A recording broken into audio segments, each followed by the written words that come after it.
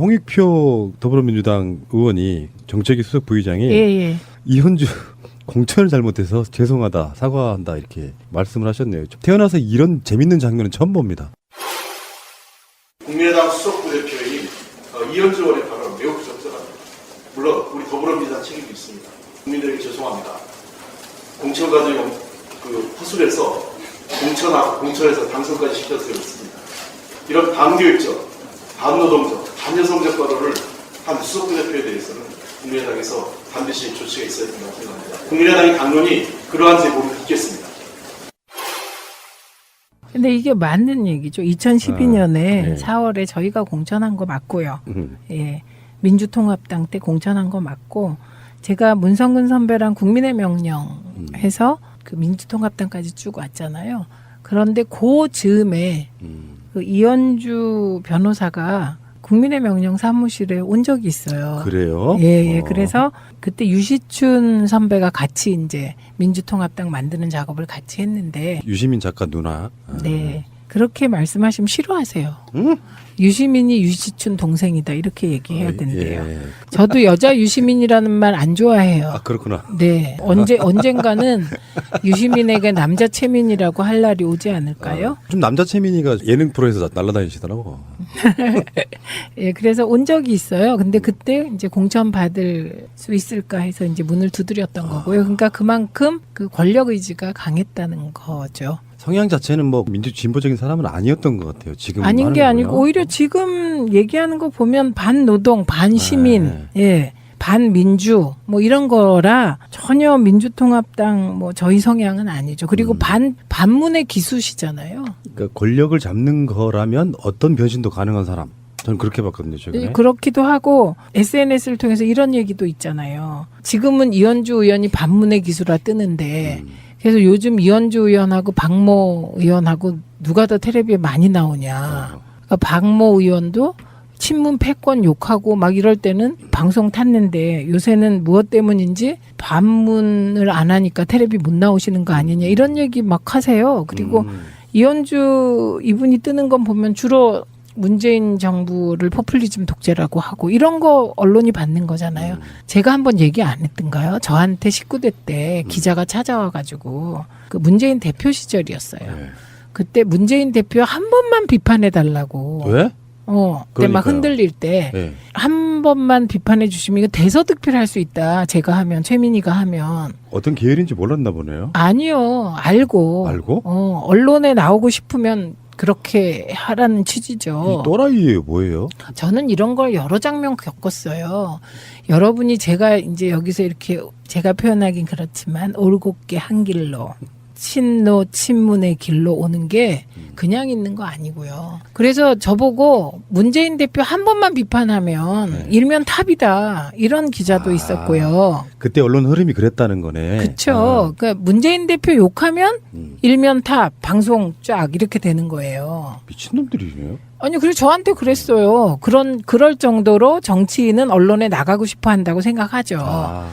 그랬고요. 그 다음에 2003년에는 제가 민원연 사무총장 시절일 때 동아일보 기자가 민원연 사무실에 죽을 치고 앉아 있었어요. 왜요? 정현주 KBS 사장 욕하는 칼럼 하나 써달라고. 미쳤구나. 그러면 이제 그게 일종의 딜이 되면서 언론에 나갈 수 있는 길이 되는데 저는 뭐 그런 웃기는 얼토당토하는 유혹들이 많이 있었죠. 그런 분위기라는 거예요. 그러니까 그게 이 친노 친문을 그렇게 보수 언론이나 기득권이 싫어하는 건 이유가 딱 하나죠. 우리가 믿고 가는 건 깨어있는 시민의 조직된 힘입니다. 네, 어떤 순간에도 기준이 그겁니다. 약 한 2, 3분 동안 그 사람 이름을 한 번도 안 꺼냈는데 제대로 디스가 되는 정말 훌륭한 역사적으로 남을 멘트 하신 거예요. 들으니까 이현주 이렇게 되는 거네. 재밌네. 홍익표 의원의 이 발언은 댓글을 보니까 이렇게 쓰여 있더라고요. 이현주를 매기는 최고의 신의 한 수. 사실은 이현주 개인의 성향은 50%, 나머지는 당 분위기 50%가 좌우하는 게 아닌가 싶어요. 더불어민주당이 있었다면 이런 발언 못하죠. 제가 팟캐스트 때 이현주 저격수로서 이현주 이 사람은 전 제명시켜도 무방할 정도의 어마어마한 죄를 저질렀다고 봐요. 그럼요. 이거는 있을 수 없는 발언이잖아요. 예, 어떤 이분의 그 얘기 중에 디스 당한 그룹이 어딘가 한번 보세요. 조리사분들, 영양사분들, 그다음에 간호조무사분들, 심지어 동네 아줌마들, 저 최민희, 남양주 아줌마. 제가 그래서 페북에 아줌마들이 아줌마들 단결로 국회를 바꾸자 이런 페북을 올렸다니까요. 아줌마 화났다 이런. 그럼 아줌마는 절반이잖아요. 지금 무슨 일을 지금 저지른 건지 본인이 모르는 것 그런 것 같아요. 지금. 그래서 쉴드가 이제 뭐 죄송하긴 하긴 했는데 쉴드가 사적 대화를 몰래 녹음해서 기사화하는 건 유감이다 하는데요. 정치인한테 사적 대화가 어디 있습니까? 없어요. 그리고요 기자하고 통화한 거잖아요. 그러니까 언론에 날라고. 기자가 해당 정치인에게 이러이러한 현안에 대해서 어떻게 생각하십니까라고 묻는 건 녹취가 나가지 않더라도 이현주는 언론에 대고 한 이야기랑 다를 게 하나도 없는 상태거든요. 이건 그쵸? 쉴드라고 할 수가 없는 거예요. 네, 그러니까 정치인은 이런 말이 있습니다. 부고 자기 죽었다만 아니면 어떻게든 방송을 타야 된다. 그래서 결국은 선거에 나가면 인지도 싸움이다 이런 얘기가 있어요. 그러니까 지금 이 이현주 의원이 이렇게 막 언론에서 욕 먹잖아요. 주로 90%가 욕이지만 나중에 욕은 다 없어지고 이현주라는 이름만 기억된다는 거예요. 근데 이제 이거는 깨어있는 시민들이 조직되어 있지 않을 때 얘기긴 해요. 예, 저는 그 깨어있는 시민들이 조직되길 바랍니다. 그 광명에서. 예. 그런데 그거를 정확하게 이용해서 뜬 분들이 많이 계세요. 머릿속에 지금 떠올려 보세요. 맞습니다. 예, 노무현 대통령 시절 참여정부에 노무현 대통령 흔들어서 뜬 분들 머릿속에 한번 그려보세요. 그리고 문재인 우리 대통령께서 정치에 입문한 이후 지난 5년 동안 문재인 흔들기로 뜬 분들 또 때로 문재인 흔들다가 신문으로 돌아서서 뜨는 분들 한번 쭉 머릿속에 그려보세요. 그래서 이게 정치인과 언론의 관계는 정말 숙명적인 관계이거든요. 그러니까 말씀하셨듯이 기자들은 무조건 녹음한대요. 당연하죠. 네, 무조건 녹음이에요. 그거를 네. 정치인들 다 알아요. 심지어 저도 모든 통화는 녹음돼요. 저랑 통화하면. 어머, 몰랐네. 근데 써먹은 적은 한 번도 없지. 네, 당연히 언론 전문가시니까 이따가 이제 네, 그런 얘기가 나오겠지만 언론의 속성이 사실은 정치를 굉장히 나쁘게 만들어버리는 특성도 갖고 있잖아요. 자극적이고 주목받는 것들이 경쟁을 하다 보니까 언론은 사실 그런 사명감도 있어야 되잖아요. 역사적으로 뭔가 바람직한 방향으로 끌고 가려고 하는 사명이 있어야 되는데 너무 말초적인 방향으로만 가다 보니까 자극적이고 센 발언하는 정치인들을 키워주고 그 사람들이 그걸로 인지도가 생기고 그러면서 반대파 쪽에서는 소영웅 씨 대접받는 그런 분위기도 좀 즐기는 것 같고 그렇다 보니까 개판돼 버리는 거라고 생각이 들거든요. 정말로 바람직하게 뭔가를 열심히 활동하는 묵묵히 활동하는 우리 미니미니 의원님 같은 경우는 언론에 안 나는 거예요. 그래서 저 19대 때 언론에 가장 많이 난 비례인데요. 이제 예를 들자면 근데 이제 이거를 얼마나 일을 많이 했으면 저를 안 다뤄주고 싶었는데 그러겠어요. 이번에요. 우리 그 지역에서 어떤 분이 통신비 인하와 관련하여 사진을 분석했더니 언론들이 의도적으로 제가 나오는 사진은 저를 잘랐다는군요. 그러면서 진짜 그 지역 위원장님은 언론 기피 인물이신가 봐요. 그래요. 그래서 내가 네 그랬죠. 네. 기존의 언론과 등지고 정치하기는 좀 사실상 힘든 부분이 있죠. 그래도 푸나님이 계시잖아요. 그럼요.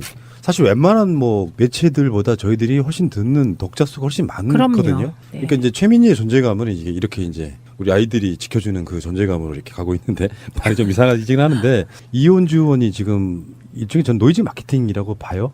원했건 원하지 않았건 그러면서 계속 존재감 과시하고 있고 뭐 일설에는 이제 국민의당 당대표 선거에 나가려고 저런다 뭐 등등의 여러 가지 이야기가 있고 그런 과정 속에 국민의당은 정말 국민들로부터 점점 멀어지고 있고 네. 그래서 제가 뭐 레벨은 좀 안 맞습니다만 제가 하나 가져온 게 이제 강현재 씨라고 아시죠? 제가 그분을 어떻게 모르겠어요. 지난 대선 때 저하고 정말 진검승부? 어쨌든.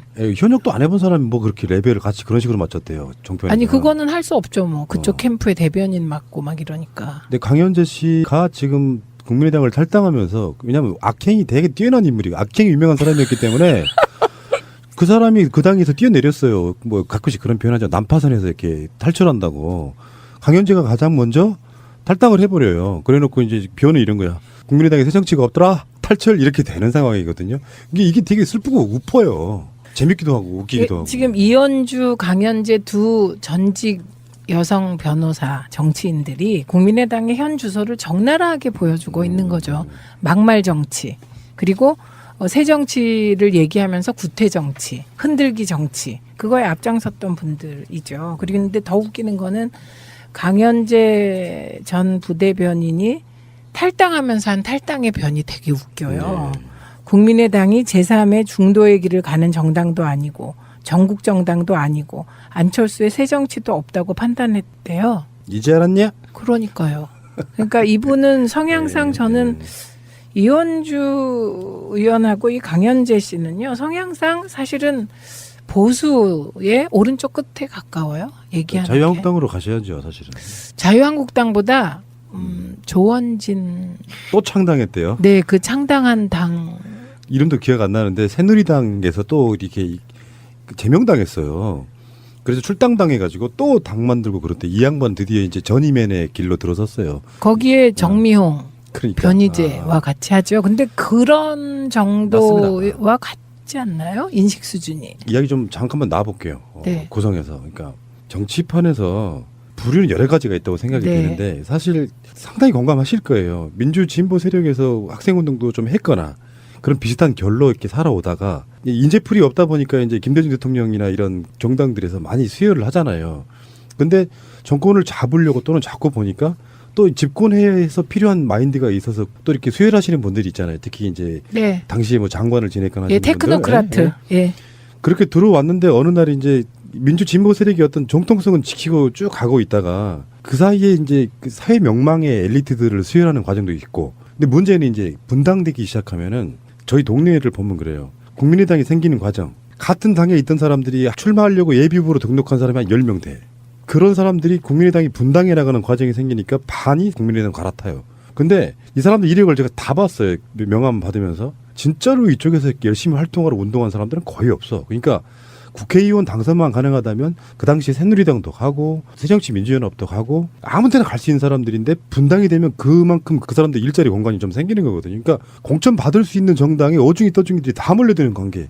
그렇다 보니까 사실 낭중지초가 되는 거예요. 그 마인드가 그대로 표출되니까 분노심이 일으키고 어떻게 이 사람들이 민주를 비방하는 정당 위에 있었던 거지 굉장히 분노스러운 거예요. 그런 그룹이 있죠. 그 지역위원회를 제가 운영을 해보면서 그 현실로 느끼는 거잖아요.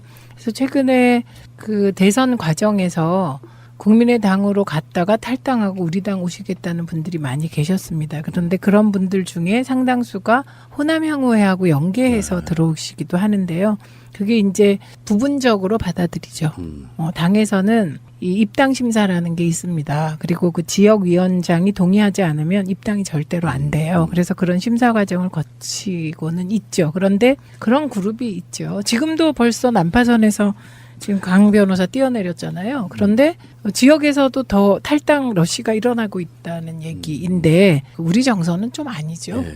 현역 하나만 좀 뛰어내려주면 이게 굉장히 쓰나미처럼 갈 가능성도 있죠. 유력하는 사람 한 사람 정도. 뭐 그렇긴 하지만 저는 이제 확실한 것은 민주당이 그런 분들을 받아들이지 않아야 한다는 거.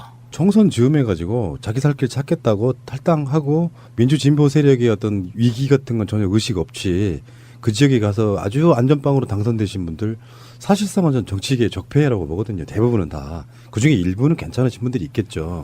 그런 사람들이 지금 현재 숨도 쉬지 못하고 있는 정도의 분위기는 결국은 전 시민들이 만들어내는 거 보는데 그게 너무 이제 국민의당이 어떤 제보 조작 게이트에 있어서 반응이 너무 적반하장이다 보니까 국민들이 어이없어 하는 거예요. 정말 나오는 말 한마디 한마디가 뒷골 땡겨가지고 이렇게 뒷목 잡게 만드는 이런 정도 되면은 저는 법이 긴급법 이런 게 좀 생겨가지고요. 정당 해체시키는 거를 속전속결을 할 수 있는 긴급 법안 정치인들이 하지 마시고요. 국민들이 한번 했으면. 저 반대합니다. 그거. 왜요? 왜요? 통합진보당을 그런 식으로 해산하는 거에 저는 반대합니다.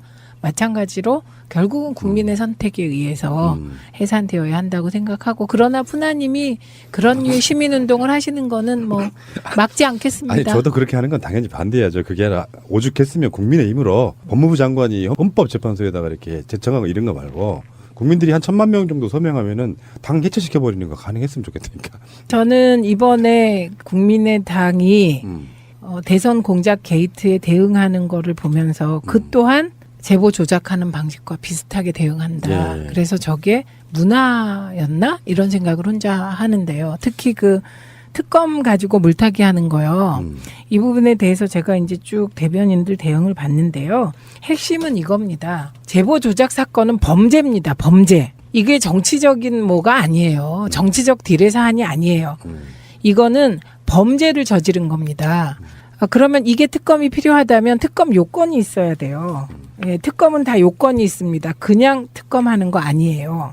이게 대개 특검이라는 게 고위공직자의 비리 또는 위법 혐의가 발견되었을 때 그 수사와 기소를 정권의 영향을 받을 수 있는 정규 검사가 아닌 독립된 변호사로 하는 거잖아요.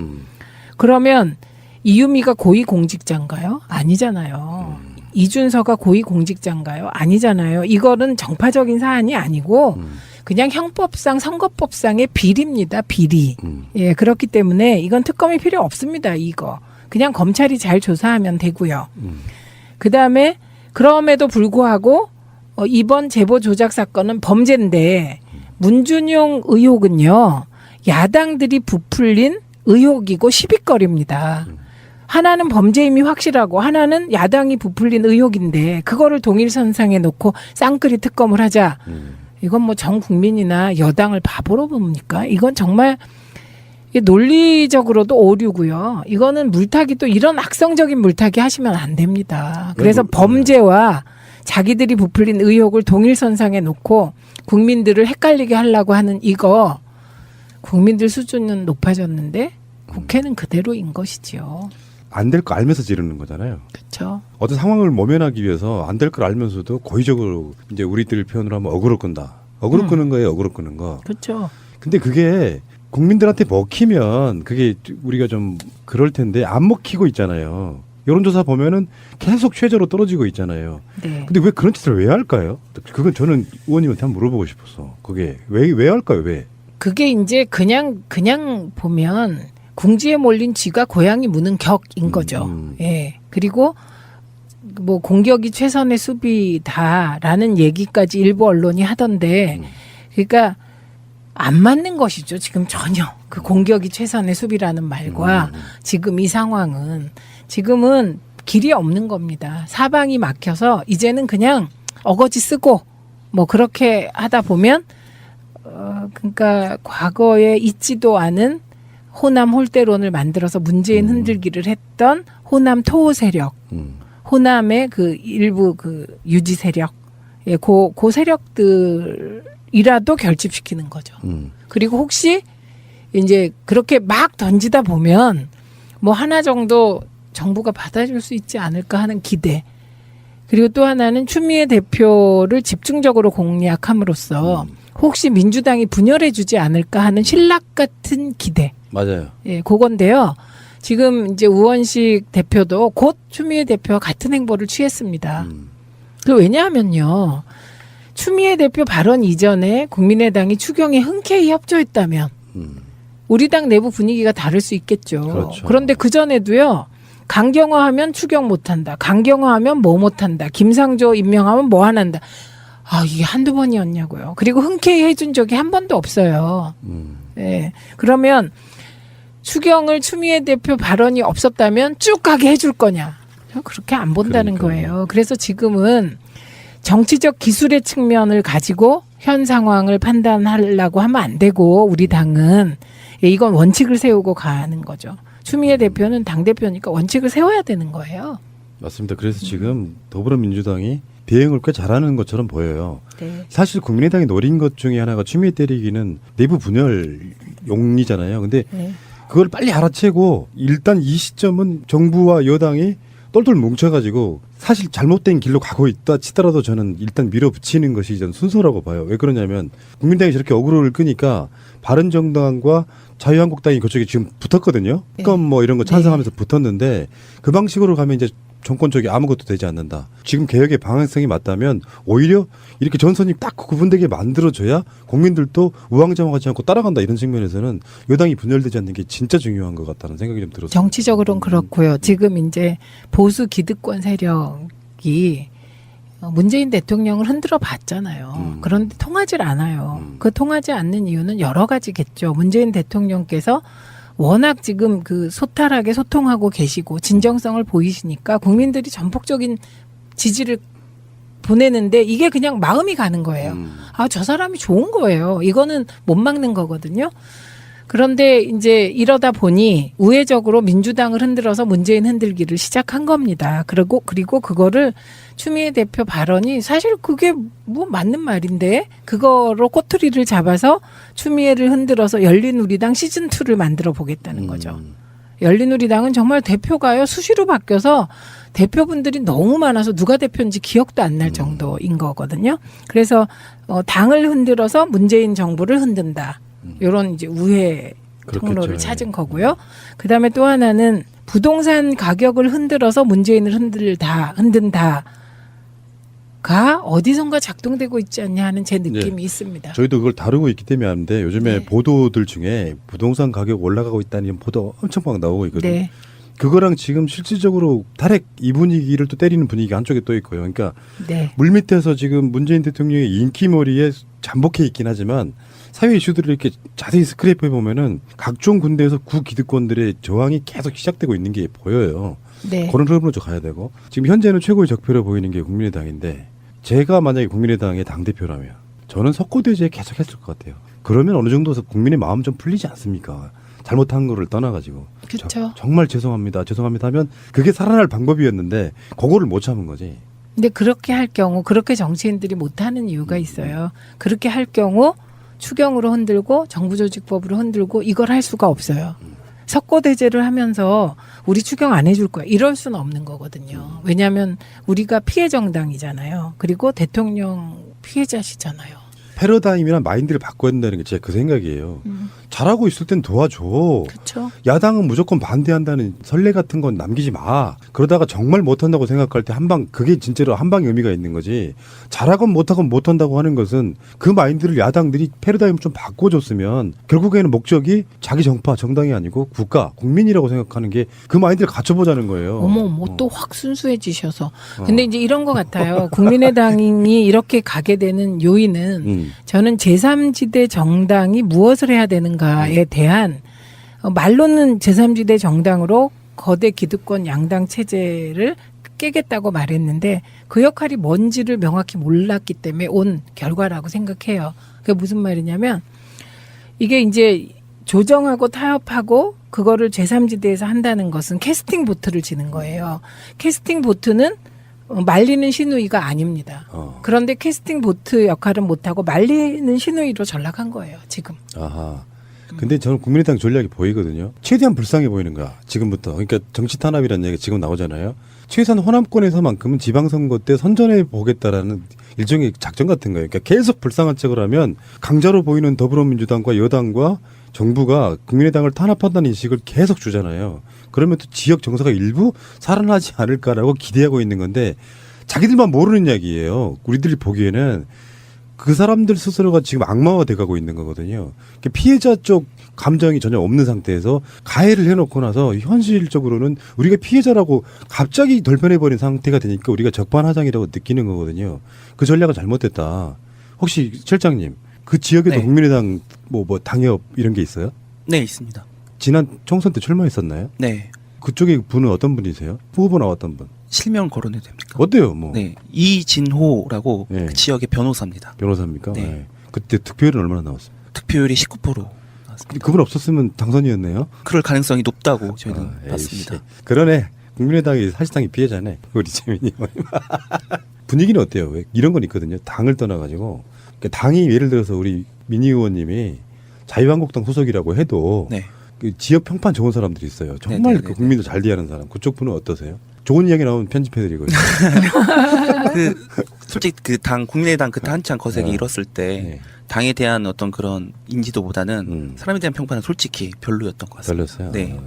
열심히 활동하는 묵묵히 활동하는 우리 미니미니 의원님 같은 경우는 언론에 안 나는 거예요. 그래서 저 19대 때 언론에 가장 많이 난 비례인데요. 이제 예를 들자면 근데 이제 네. 이거를 얼마나 일을 많이 했으면 저를 안 다뤄주고 싶었는데 그러겠어요. 이번에요. 우리 그 지역에서 어떤 분이 통신비 인하와 관련하여 사진을 분석했더니 언론들이 의도적으로 제가 나오는 사진은 저를 잘랐다는군요. 그러면서 진짜 그 지역 위원장님은 언론 기피 인물이신가 봐요. 그래요. 그래서 내가 네 그랬죠. 아하. 네. 기존의 언론과 등지고 정치하기는 좀 사실상 힘든 부분이 있죠. 그래도 어. 푸나님이 계시잖아요. 그럼요. 사실 웬만한 뭐 매체들보다 저희들이 훨씬 듣는 독자 수가 훨씬 많거든요. 그럼요. 네. 그러니까 이제 최민희의 존재감은 이게 이렇게 이제 우리 아이들이 지켜주는 그 존재감으로 이렇게 가고 있는데 말이 좀 이상하긴 하는데 이혼주 의원이 지금 일종의 전 노이즈 마케팅이라고 봐요. 원했건 원하지 않았건 그러면서 계속 존재감 과시하고 있고 뭐 일설에는 이제 국민의당 당대표 선거에 나가려고 저런다 뭐 등등의 여러 가지 이야기가 있고 그런 과정 속에 국민의당은 정말 국민으로부터 점점 멀어지고 있고 네. 그래서 제가 뭐 레벨은 좀 안 맞습니다만 제가 하나 가져온 게 이제 강현재 씨라고 아시죠? 아, 제가 그분을 어떻게 모르겠어요. 지난 대선 때 저하고 정말 진검승부? 어쨌든. 현역도 안 해본 사람이 뭐 그렇게 레벨을 같이 그런 식으로 맞췄대요. 정편에. 아니, 그거는 할 수 없죠. 뭐. 그쪽 캠프의 대변인 맡고 막 이러니까. 근데 강현재 씨가 지금 국민의당을 탈당하면서 왜냐하면 악행이 되게 뛰어난 인물이고 악행이 유명한 사람이었기 때문에 그 사람이 그 당에서 뛰어내렸어요. 뭐 가끔씩 그런 표현하죠. 난파선에서 이렇게 탈출한다고. 강현재가 가장 먼저 탈당을 해버려요. 그래놓고 이제 비오는 이런 거야. 국민의당에 새 정치가 없더라. 탈출 이렇게 되는 상황이거든요. 이게 되게 슬프고 우퍼요. 재밌기도 하고 웃기기도 하고. 지금 이현주, 강현재 두 전직 여성. 없는 거예요. 네, 그러니까 정치인은 이런 말이 있습니다. 부고 자기 죽었다만 아니면 어떻게든 방송을 타야 된다. 그래서 결국은 선거에 나가면 인지도 싸움이다 이런 얘기가 있어요. 그러니까 지금 이 이현주 의원이 이렇게 막 언론에서 욕 먹잖아요. 주로 90%가 욕이지만 나중에 욕은 다 없어지고 이현주라는 이름만 기억된다는 거예요. 근데 이제 이거는 깨어있는 시민들이 조직되어 있지 않을 때 얘기긴 해요. 예, 저는 그 깨어있는 시민들이 조직되길 바랍니다. 그 광명에서. 예. 그런데 그거를 정확하게 이용해서 뜬 분들이 많이 계세요. 머릿속에 지금 떠올려 보세요. 맞습니다. 예, 노무현 대통령 시절 참여정부에 노무현 대통령 흔들어서 뜬 분들 머릿속에 한번 그려보세요. 그리고 문재인 우리 대통령께서 정치에 입문한 이후 지난 5년 동안 문재인 흔들기로 뜬 분들 또 때로 문재인 흔들다가 친문으로 돌아서서 뜨는 분들 한번 쭉 머릿속에 그려보세요. 그래서 이게 정치인과 언론의 관계는 정말 숙명적인 관계이거든요. 그러니까 말씀하셨듯이 기자들은 무조건 녹음한대요. 당연하죠. 네, 무조건 녹음이에요. 그거를 네. 정치인들 다 알아요. 심지어 저도 모든 통화 녹음돼요. 저랑 통화하면. 어머, 몰랐네. 근데 써먹은 적은 한 번도 없지. 네, 당연히 언론 전문가시니까 이따가 이제 네. 그런 얘기가 나오겠지만 언론의 속성이 사실은 정치를 굉장히 나쁘게 만들어버리는 특성도 갖고 있잖아요. 자극적이고 주목받는 것들이 경쟁을 하다 보니까 언론은 사실 그런 사명감도 있어야 되잖아요. 역사적으로 뭔가 바람직한 방향으로 끌고 가려고 하는 사명이 있어야 되는데 너무 말초적인 방향으로만 가다 보니까 자극적이고 센 발언하는 정치인들을 키워주고 그 사람들이 그걸로 인지도가 생기고 그러면서 반대파 쪽에서는 소영웅 씨 대접받는 그런 분위기도 좀 즐기는 것 같고 그렇다 보니까 개판돼버리는 거라고 생각이 들거든요. 정말로 바람직하게 뭔가를 홍익표 더불어민주당 의원이 정책위 수석 부의장이 예. 이현주 공천을 잘못해서 죄송하다 사과한다 이렇게 말씀을 하셨네요. 태어나서 이런 재밌는 장면은 처음 봅니다. 국민의당 수석부 대표인 이현주 의원의 발언은 매우 부적절합니다. 물론 우리 더불어민주당 책임도 있습니다. 국민들에게 죄송합니다. 공천 과정에 허술해서 공천에서 당선까지 시켰어야 했습니다. 이런 반교육적, 반노동적, 반여성적 발언을 한 수석부 대표에 대해서는 국민의당에서 반드시 조치가 있어야 된다고 생각합니다. 국민의당의 당론이 그러한 제보를 듣겠습니다. 근데 이게 맞는 얘기죠. 2012년에 네. 4월에 저희가 공천한 거 맞고요. 예. 민주통합당 때 공천한 거 맞고 제가 문성근 선배랑 국민의 명령 해서 그 민주통합당까지 쭉 왔잖아요. 그런데 그 즈음에 그 이현주 변호사가 국민의 명령 사무실에 온 적이 있어요. 그래요? 예. 그래서 그때 유시춘 선배가 같이 이제 민주통합당 만드는 작업을 같이 했는데 유시민 작가 누나. 네. 그렇게 말씀하시면 싫어하세요. 응? 유시민이 유시춘 동생이다 이렇게 얘기해야 된대요. 예. 저도 여자 유시민이라는 말 안 좋아해요. 아 그렇구나. 네. 언젠가는 유시민에게 남자 최민이라고 할 날이 오지 않을까요? 좀 남자 채민이가 예능 프로에서 날아다니시더라고. 예, 그래서 온 적이 있어요. 근데 그때 이제 공천 받을 수 있을까 해서 이제 문을 두드렸던 거고요. 그러니까 그만큼 그 권력 의지가 강했다는 거죠. 성향 자체는 뭐 민주 진보적인 사람은 아니었던 것 같아요. 지금 아닌 게 하는 아니고 거요. 오히려 지금 얘기하는 거 보면 반노동, 반시민, 네. 예, 반민주 뭐 이런 거라 전혀 민주통합당 뭐 저희 성향은 아니죠. 그리고 반문의 기수시잖아요. 면서 언론에 나갈 수 있는 길이 되는데 저는 뭐 그런 웃기는 얼토당토하는 유혹들이 많이 있었죠. 그런 분위기라는 거예요. 그러니까 예. 그게 이 친노 친문을 그렇게 보수 언론이나 기득권이 싫어하는 건 이유가 딱 하나죠. 우리가 믿고 가는 건 깨어있는 시민의 조직된 힘입니다. 네, 어떤 순간에도 기준이 그겁니다. 약 한 2, 3분 동안 그 사람 이름을 한 번도 안 꺼냈는데 제대로 디스가 되는 정말 훌륭한 역사적으로 남을 멘트 하신 거예요. 들으니까 이현주 이렇게 되는 거네. 재밌네. 홍익표 의원의 이 발언은 댓글을 보니까 이렇게 쓰여 있더라고요. 이현주를 매기는 최고의 신의 한 수. 사실은 이현주 개인의 성향은 50%, 나머지는 당 분위기 50%가 좌우하는 게 아닌가 싶어요. 더불어민주당이 있었다면 이런 발언 못하죠. 제가 팟캐스트 때 이현주 저격수로서 이현주 이 사람은 전 제명시켜도 무방할 정도의 어마어마한 죄를 저질렀다고 봐요. 그럼요. 이거는 있을 수 없는 발언이잖아요. 예, 어떤 이분의 그 얘기 중에 디스 당한 그룹이 어딘가 한번 보세요. 조리사분들, 영양사분들, 그다음에 간호조무사분들, 심지어 동네 아줌마들, 최민희, 남양주 아줌마. 제가 그래서 페북에 아줌마들이 아줌마들 단결로 국회를 바꾸자 이런 페북을 올렸다니까요. 아줌마 화났다 이런. 그럼 아줌마는 절반이잖아요. 지금 무슨 일을 지금 저지른 건지 본인이 모르는 것 그런 것 같아요. 같아요. 지금. 그래서 쉴드가 이제 뭐 죄송하긴 하긴 했는데 쉴드가 사적 대화를 몰래 녹으면서 기사화하는 건 유감이다 하는데요. 정치인한테 사적 대화가 어디 있습니까? 없어요. 그리고요 기자하고 통화한 거잖아요. 그러니까 언론에 날라고. 기자가 해당 정치인에게 이러이러한 현안에 대해서 어떻게 생각하십니까라고 묻는 건 녹취가 나가지 않더라도 이현주는 언론에 대고 한 이야기랑 다를 게 하나도 없는 상태거든요. 이건 그쵸? 쉴드라고 할 수가 없어요. 그러니까 권력을 잡는 거라면 어떤 변신도 가능한 사람. 저는 그렇게 봤거든요, 최근에. 그렇기도 하고 SNS를 통해서 이런 얘기도 있잖아요. 지금은 이현주 의원이 반문의 기수라 뜨는데 그래서 요즘 이현주 의원하고 박모 의원하고 누가 더 텔레비에 많이 나오냐. 그러니까 박모 의원도 친문 패권 욕하고 막 이럴 때는 방송 탔는데 요새는 무엇 때문인지 반문을 안 하니까 텔레비 못 나오시는 거 아니냐 이런 얘기 막 하세요. 그리고 이현주 이분이 뜨는 건 보면 주로 문재인 정부를 포퓰리즘 독재라고 하고 이런 거 언론이 받는 거잖아요. 제가 한번 얘기 안 했던가요? 저한테 19대 때 기자가 찾아와가지고 그 문재인 대표 시절이었어요. 네.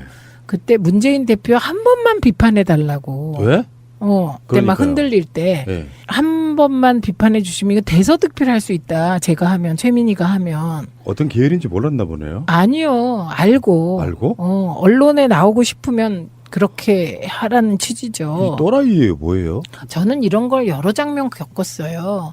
여러분이 제가 이제 여기서 이렇게 제가 표현하긴 그렇지만 올곧게 한 길로 친노 친문의 길로 오는 게 그냥 있는 거 아니고요. 그래서 저보고 문재인 대표 한 번만 비판하면 일면 탑이다 이런 기자도 있었고요. 그때 언론 흐름이 그랬다는 거네. 그렇죠. 그러니까 문재인 대표 욕하면 일면 탑 방송 쫙 이렇게 되는 거예요. 미친놈들이네요. 아니, 그래서 저한테 그랬어요. 그럴 정도로 정치인은 언론에 나가고 싶어 한다고 생각하죠. 그랬고요. 그 다음에 2003년에는 제가 민원연 사무총장 시절일 때 동아일보 기자가 민원연 사무실에 죽을 치고 앉아 있었어요. 왜요? 정현주 KBS 사장 욕하는 칼럼 하나 써달라고. 미쳤구나. 그러면 이제 그게 일종의 딜이 되면